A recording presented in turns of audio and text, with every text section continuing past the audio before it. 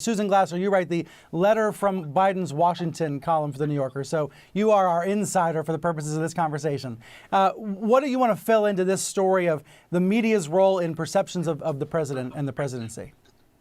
Well, look, I think, first of all, I do think it's a strong and important point to say that COVID is everything, and we saw this phenomenon to a certain extent during the 2020 election as well. Now it recedes sometimes from the sort of national conversation as if it wasn't an ongoing crisis. And, but 2020 was a COVID election, whether or not the candidates were always talking about it, in the same way that right now the Biden presidency is defined by it being a COVID presidency. Even in the absence of that discourse day to day, we talk about the recovery or the supply chain. Let's talk about nearly 800,000 Americans dead and a new variant coming out and a failure. This is a failure of America to live and to follow through on the promise of science that gave us these vaccines nearly a year ago now. We only have about 60% of our population vaccinated. That's far lower than in other advanced countries. We have seen a failure to vaccinate others.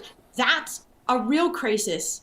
It's not a fake crisis. There are many fake crises that the media talks about. And then you combine that, Brian, to your point you combine that with this very partisan atmosphere in which left and right, frankly, want the media to be cheerleading for a team. I think it's our role to point out what's a real crisis and what's not. But I don't think that advocating for, look, Biden is doing a really good job on passing these bills that may or may not have a short-term effect on the actual crisis. That's part of the problem. Manda, you were, in your writing, you acknowledge you voted for Biden. So you're one of the cheerleaders, I suppose, as Susan refers to. What do you want to see differently from the media's coverage? Well, I am a cheerleader for Biden. And for Democrats generally and their agenda. I'll fully admit to that. But I really want to point out that the problem that I have is not that the media isn't selling Biden's agenda.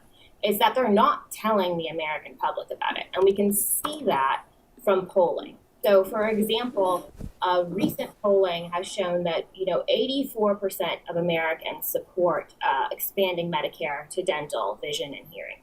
88% of Americans support lowering prescription drug costs. How many Americans have heard about those proposals? 40. But isn't that, but where's the president, right? Where's the president? The New York Times this week pointed out he's not giving interviews very often. He's not holding as many events as Trump or Obama did. He's just not out there selling the way that past presidents did. Yeah, I'm not arguing that the Democrats couldn't do a better job. I think that it's quite clear that Biden should be out in front of cameras more often. He should do more town halls. And he should be attaching his face to his agenda. And I think congressional Democrats can also do a better job of selling the agenda on news stations and such. But that said, right, even if we fully admit the Democrats are, could improve, it's still the media's job to tell the public what's in the bill. That's still not happening. Democrats could be failing. Democrats could be doing well.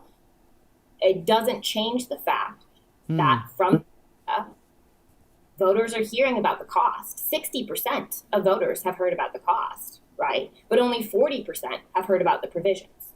That's an issue. Chris, final word to you.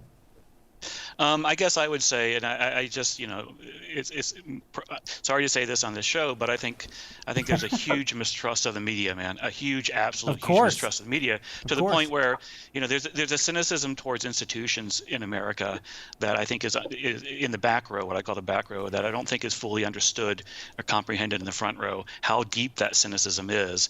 And it's not just the white working class, not the white background, but the blacks and African Americans and Latinos. There's a huge cynicism towards institutions, and COVID has made that cynicism worse.